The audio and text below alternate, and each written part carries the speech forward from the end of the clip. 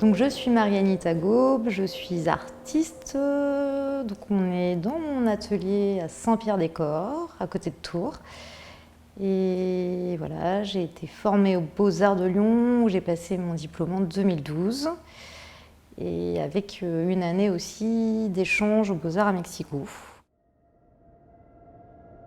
Je pense que dans beaucoup de mes peintures, il y a un rapport à la fête, mais qui est aussi une forme de révolte ou rituel, où en fait on a souvent des personnages qui s'inventent des rituels pour traverser finalement le monde dans lequel ils sont. Et il y a tout un rapport en fait entre l'homme et la nature, comment l'homme se réapproprie la nature, ou à l'inverse, parfois on retrouve ici dans mes toiles des personnages qui sont finalement dans une sorte un petit peu de dérive dans cette nature, et où on va retrouver quelque chose d'assez burlesque. J'ai plein d'idées de toiles.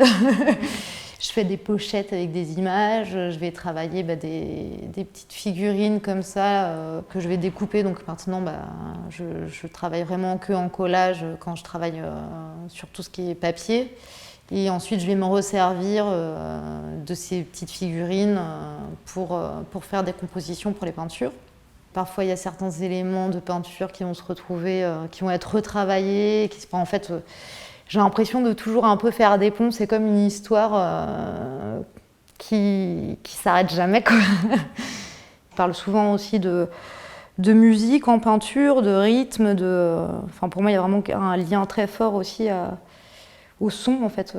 Je sais que, par exemple, quand je vais travailler, je vais utiliser telle musique pour telle partie du tableau, suivant en fait l'objet, la figure, le sujet que je vais traiter.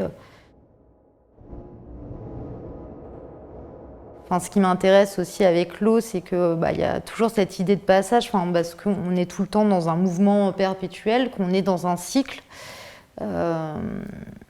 Et donc on a vraiment là ces personnages qui on ne sait pas trop s'ils sont en fuite, et en même temps ils sont dans une forme d'immobilité sur cette eau.